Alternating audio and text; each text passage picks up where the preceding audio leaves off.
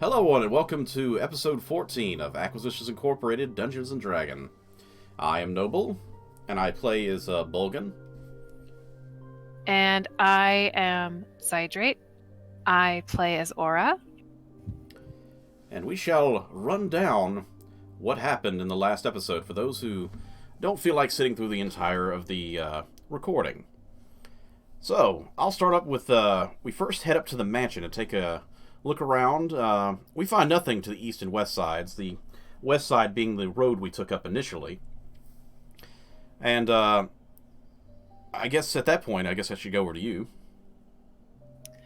Yeah, we looked west and east, didn't see anything, and then we decided to check the northern and southern ends. Bulgan going to the northern end with Riffin, and Aura going to the southern end with Jule. The northern end, Bulgan found a large footprint that Riffin happened to be standing in. I think of the scene from Godzilla. And southern-wise, Aura ended up seeing near the base of the cliffside a pair of legs sticking out. And so I decided to go down to investigate. So, as she was digging around the body, trying to identify it, she finds a coin and a scroll and a note in Thieves' Cant. Then she meets back up with the party and suggests a discussion back at the end. Jewel shows off her new special weapon, which was a flaming bear. Yes. Now, did you identify what the creature was ahead of time or not? I believe the DM told me it was, I'm going to get this wrong, I think. I think he said bugbear because it was similar. It was similar to the lackeys of the person who was accosting the lizardmen on the road whenever we were traveling down this way. But yes, I found a fair amount of money and such, but because of finding a scroll which seemed magical and a note that I was able to tell was Thieves' Cant, but I couldn't necessarily just decipher it right then and there, I suggested to the party, hey, let's go back to the inn and, figure things out. And to which point I show my findings of the note and the scroll. I suggest Jules holds on to it because she is a magic user. And I honestly, it slips my mind whether or not anyone found out what that scroll did. Honestly, I don't remember. I'm drawing a total blank as to what the scroll was. I guess since I'm not a magic user, it didn't really faze me as something I wanted to keep in memory. I know that Aura did not roll. I mean, if she did roll high enough to know what it was, I'm just blanking. And meanwhile, I am also trying to focus a little bit more on perhaps what the note says. And I come across some very interesting information. The letter is from someone named Rascal, who is a part of the Centaurum, and it looks to be describing people that match our descriptions, and it seems to be a hit list. Huzzah! I'm in danger. So, we decide to plan to get the hell out of town. So I go and collect the others. We bring them back and let them know what has happened. And figure out how the groups know who we are and everything. Yes, and we're also in the process of all of this trying to kind of figure out, okay, well, when we were up at the mansion, there was two groups who decided to try to do the cleanup, one of which was in the armor. Yeah, the Drawn Enterprises armor. The other one was not marked. So we start to try to figure out, okay, that's at least two groups. Was the second group part of this hitman squad, and if they were, that seems kind of shady, because the ones that we took care of definitely weren't at a level that I would expect assassins to be. Yeah. On top of that, there's other groups that really weren't fitting as possible suspects, such as Mr. Naked Guy on the road. That wouldn't make any sense at all. And the only other people I could think of at the time was people back during our original escapades back in the city. Yeah. So that all has us, kind of questioning what all exactly is going on. And my character starts to delve deep in her thoughts on specific things, which I will discuss at the end of our lovely rundown of what all happened. So we do decide to get the heck out of Dodge. We have a nice little meal and tried to set it up as if we are leaving town, talking slightly a bit louder than normal voices while we have our dinner at the inn, and making sure our voices carry enough for everyone to hear that may be ill intent if people are watching us. Exactly. And after a nice meal, we get on the road. So yeah, on the road, we see in the distance a female ogre of quite large size, and she had a direwolf. She is sitting on a stump petting a direwolf in the middle of the road, and me and Aura, we are not excited about that. The second that we see it, Aura decides, nope. And she decides to go stealth and kind of stealth off the path through the woods. I did as well. Bolgan decides to join her. I'm like, nope. This is bigger than me.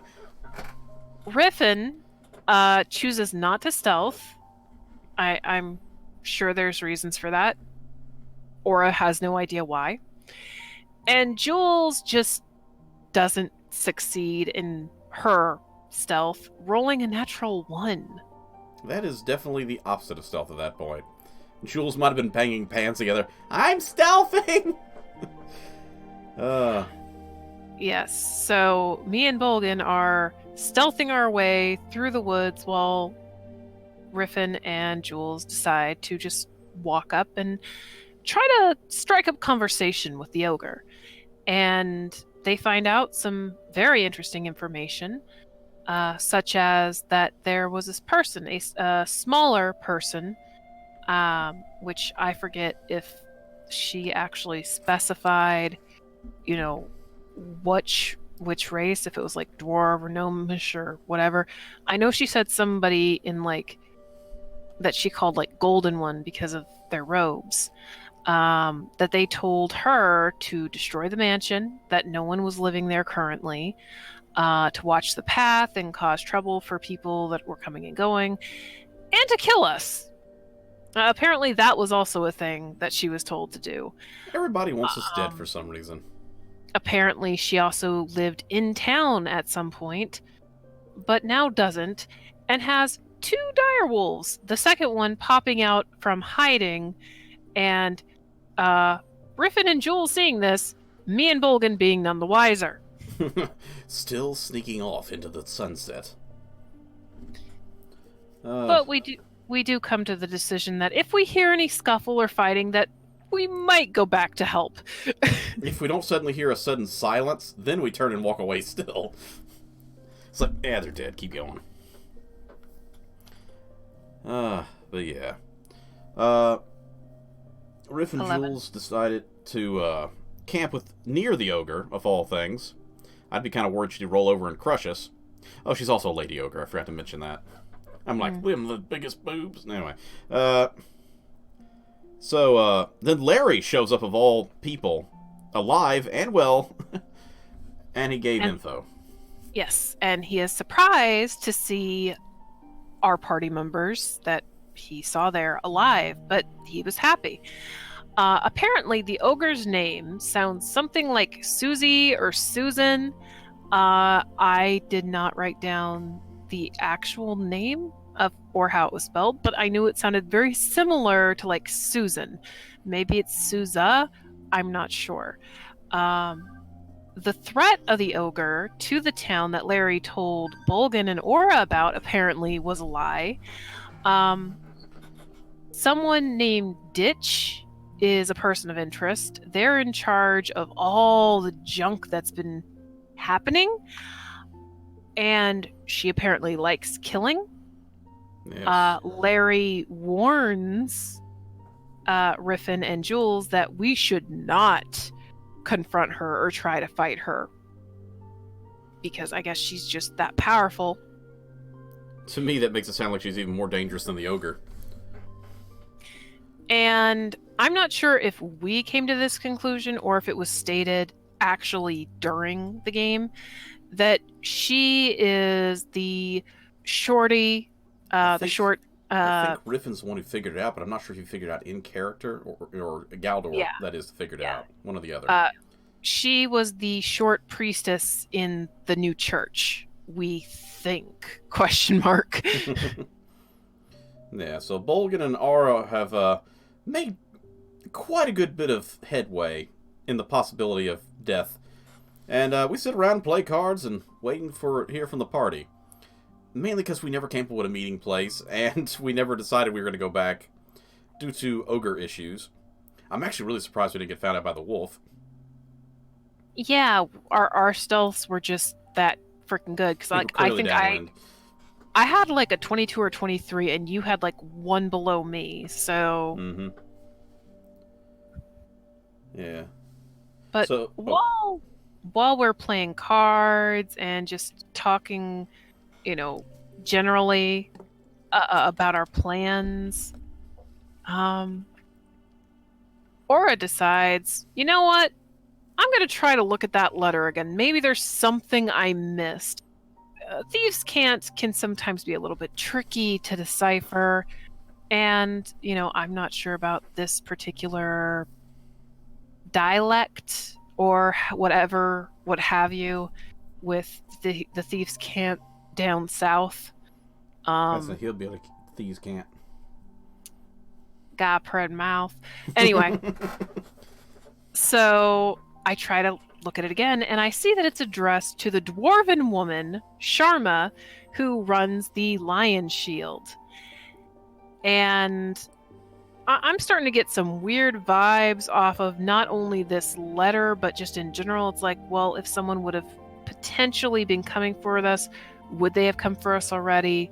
If they had come for us already, does that mean that Bolgan and Jules are dealing with that currently? Oh, Riffin, is it a threat? Was it a fake threat? Who knows? And so Aura decides to talk to Bolgan about this particular issue. And our plans on, let's sell these freaking armors for however much we can get for them, split the money, we'll wait for them up in Waterdeep, and if Jules and Riffin get to Waterdeep, awesome, we'll split the money, and then we'll go about, our lives and stuff after we tell Amen about all of the issues down in this town that is definitely outside of our pay grade. Then that's when we noticed him. A fairly noticeable, fancy, I guess you could say, man walking down the middle of the road all by himself. No markings or insignia whatsoever on his person, heading towards the village. If I remember correctly, he resembled a swashbuckler with a rapier, I believe, and I think one of them puffy hats. And Aura and Bolgan curiously stay quiet. Yeah, we just kind of... We don't want to make our presence known because... I don't know who he is. Some guy walking extremely casually, without a care in the world, who seems to be almost dressed up in colorful garbs. It could be freaking noble. It could be... Hell, it could be the assassin looking for us, for all we know. It could be a bard. We have no clue who this person is. There's no markings or insignia, because you would think if this person was a part of, say, Acquisitions Incorporated, they would have something on their person to identify themselves. Yeah, something. And that is where the game ended, with us curious, but not about to give way that, hey, we're here, especially after finding out this note. I have a couple thoughts. Like, I went into some deep thought when it came to this game, and most of it had to do with whenever we were all discussing about the parties involved with us coming out of the issues of the mansion and discovering the cleanup crew and this other crew that was not identified. And yes, the cleanup crew, one of them, did happen to be Drawn Enterprises. But as far as we know, as far as any sort of evidence goes, as far as any sort of clues goes, we have no clue who caused this. We know that the lady of the church may or may not, Larry said she was involved. Okay.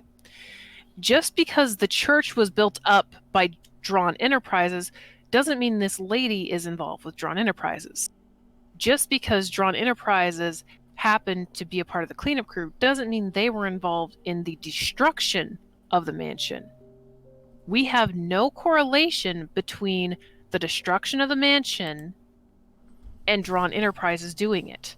Mm-hmm. It could have been the assassins first coming and clearing out the other people, and then deciding, oh, hey, these people are coming along, they're a threat, we should take care of them too.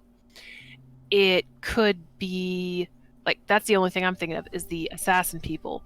My other thing that I was thinking of was maybe there's a camp of people out there, not Drawn, but another camp that was doing stuff. Now, mind you, the ogre's here. Mm-hmm. Which means, and Larry said that whole thing was a lie, which means there's not another camp out there. But to me, it just seems a little bit too cut and dry if it's Drawn Enterprises. Yeah, it's like the red herring. They've been painted as the big bad, and I think it's, look at my left hand while I'm doing something with my right kind of thing. To me, I understand, hey, this place is, kind of free territory now. If we clean it up, we can maybe, kind of smooge with this ex-mayor guy and get a good deal for it, and just kind of, this is ours now, and kind of raise a big middle finger to Acquisitions Inc. It's like, haha, this used to be your building, well, it's ours now. This is our town now, even though it used to be yours. I see something like that versus them just deciding to completely blow up and wipe out so many people, especially whenever half the stuff that was in there seemed to be, I don't know what Drawn Enterprise is up to. I don't know what, methods of madness they might have, but making portals to some sort of, extra planar dimension and having the dead rise up with necro powers. I don't know what these businesses are capable of, but that seems a bit, Yeah. Like, as I said, as far as I have noticed, now, mind you, I would have to go back and watch episodes and look into a couple things. But as far as I've noticed, we have yet to have any concrete evidence that Drawn were the ones. I mean, the label on the wall was like what? Drawn, just written on the wall? That, to me, seems like a red herring in itself. It's like, the victim, remember all those Phoenix Wright episodes? The victim wrote the name of their killer in blood! Are you sure they did that? Because they died instantly, Yeah, to me, that's concept. Pretty much like, if anyone finds out about this, let's make it look like it was these people. Yeah. Like, I feel like a smart business group would not leave their calling card, as it were, at the murder scene. Yeah. even if they were to come and do a cleanup, it's like if they knew they were coming to do a cleanup, I don't think they'd mark the place anyway. So to me, it's all one of those things of, I don't know who or what is involved. Maybe it's this this thing that wants us killed. I don't even know why they want us killed. We are interns at best. We haven't really done anything. The things we have done was stop a weird contraption from possessing people. Yeah, the thing in the sewer. Yeah, like that's really the only thing we've done besides come here and try to investigate, okay, why haven't these people paid their union dues? The real assassin hirer was the gibbering mouther who was pissed that we sent him back to his world. So, to me, it really doesn't seem like our characters have done anything to paint a target on our backs, but we have one. And that, to me, throws me off so hard. It's like, who the heck did we piss off on our way out of town? Yeah. Because at that point, it could be anyone. It could have been somebody associated with Miss Skeletor, the first fight we had in Waterdeep.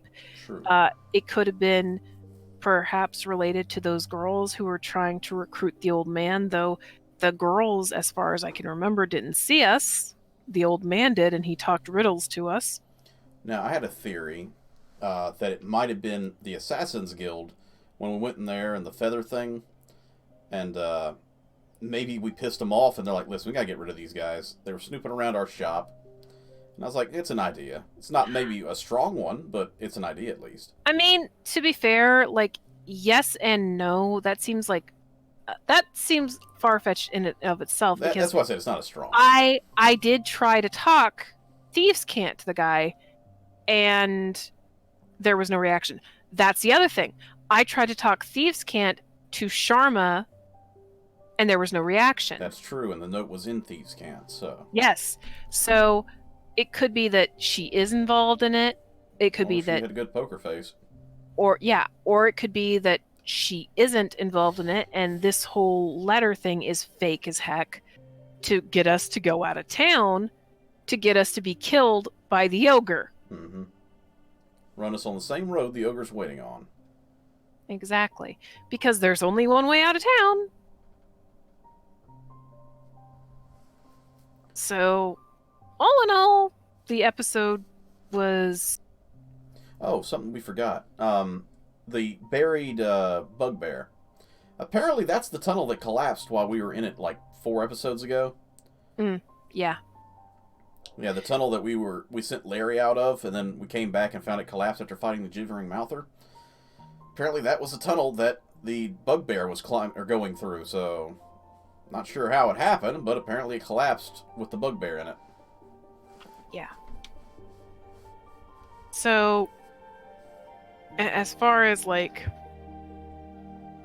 all of the things, all I get out of that is that he was crawling his way in when it collapsed, because otherwise his feet wouldn't be sticking out. It would be like... It says that's a horrible way to go, to be crushed slowly and suffocate. Oof. Because all I could picture is if he was, crawling out, his upper torso would be sticking out, not his feet. So, yeah. And if he truly was an assassin, we were in trouble if he had come in there a little bit. Because we were already tired and out of most of our spells. But yeah, as far as this episode goes, we did get some lore drop stuff going on. Bolgan and Aura were discussing, it's like, okay, well, how much money do you think we're going to get for this? Do you think we're even going to get that much money, especially with the insignia? Even if we don't get the full price, we should still get a decent price. That should be enough for us to deal with whatever, if it turns out that there are... Yeah, if there are assassins on our back, that can pay off that issue. And obviously, with the letter in tow and this little bits and pieces of information we do have, it proves that this issue's too big for us alone. So obviously going back to Acquisitions Inc. And if they are still oblivious to the whole circumstances and situation, Joulet has the weird timepiece and weird mechanical what's-a-who's-it. So if they still give us an issue, I'm going to just look at them, salute, and be like, okay, bye-bye. Not interested in your little corporation anymore because you obviously don't give a damn about what happens to the people that you are, recruiting. And even whenever they know they're in over their heads, you guys just don't seem to give a crap, and I'm not about to be cannon fodder. Yeah. Bye! They also technically cleared up the mystery of the missing farm animals. Turns out it's the wolves and the ogre. Yes. The wolves need food. They need to be able to eat. And they're dire wolves, so they get hungry. So, as to our lovely party members managing to work away via pretty good rolls, I think. I don't know if it was persuasion or what it was, but they offered rations to the dire wolves to make it so, hey, here's your food for the night. You don't have to go and steal more cows, and please don't eat us. So yeah. Riffin rolls over in the middle of the night and hears, "Help me!" His Joulet's getting dragged into the woods. Oh, yeah, should give him another ration. Yeah, that's about all I can think of at this point in time, though. Yeah, me too. So, as I said, it was, for the most part, pretty cut and dry episode. Mm-hmm. Good bit of lore, find out a few things, and get things set up for whatever happens in the next episode. So, yeah. Thank everybody for stopping by. Hopefully you like this, and hopefully you're enjoying our little catch-up videos to help you find out what's going on in the story and lore-wise of the sessions we're playing. And I appreciate you, Miss Zydrate, for joining me and helping me out with these little videos. Thank you for having me. Yeah, and I thank those watching the video for stopping by and joining as well. Hit that like, subscribe if you haven't done so already, and I will see everybody in the next videos. Bye-bye. Bye-bye.